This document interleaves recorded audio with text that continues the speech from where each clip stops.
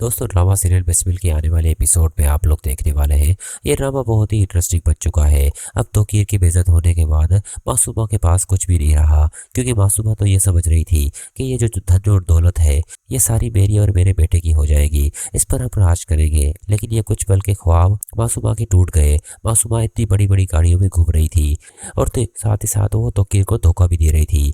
तौकीर के अकाउंट से इतने सारे पैसे वो ट्रांसफर कर रही थी। वो समझ रही थी कि तौकीर और कंपनी को तो पता ही नहीं है, जिस तरह से वो इन्फॉर्मेशन लीक भी, जिस तरह से वो मालूमात ले रही थी। लेकिन तौकीर को हर कदम के बारे में पता था और मौका देकर मासूमा को वो इस तरह बेइज्जत करता है कि मासूमा के पैरों तले जमीन ही खिसक जाती है। जब मासूमा घर आती है तो थकी हारी आएगी और कहेगी कि माँ सब कुछ खत्म हो गया, तौकीर ने मुझे छोड़ दिया और तौकीर ने मुझे ऑफिस से भी निकाल दिया, बड़े ऑफिस में मुझे बेइज्जत कर दिया। दोस्तों यहाँ पर उसकी वालदा तो अपनी बेटी को देखकर हैरान रह जाती है कि किस तरह मेरी बेटी एक रानी की तरह रह रही थी, लेकिन अचानक उसकी जिंदगी में एक तूफान आया और सब कुछ बहा कर ले गया।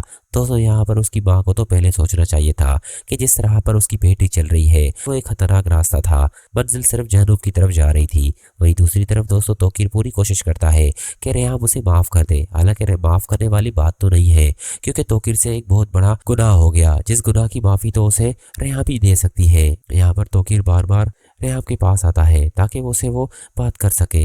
लेकिन रेहाम जब भी तौकीर को देखती है मूसा याद आता है कि ये मूसा का कातिल है। लेकिन दोस्तों तौकीर उसे कहता है कि मेरे मासूमा को ऑफिस से निकाल दिया और आज मैंने उसे बेइज्जत भी किया। लेकिन रेहाम कहेगी अब ये सब मुझे बताने का क्या फायदा, ये तुम्हें मूसा की जिंदगी में करना था जब मूसा हयात था, लेकिन अब मूसा मर चुका है। अब तुम ये सब किसे दिखाने के लिए कर रहे हो? मैं तो तुम्हारी बातों में नहीं आने वाली और मेहरबानी करके मुझसे दूर रहा करो, क्योंकि तुम मेरे बेटे के कातिल हो। जब भी तुम मेरे सामने आते हो मेरे नजरों के सामने बताया करो।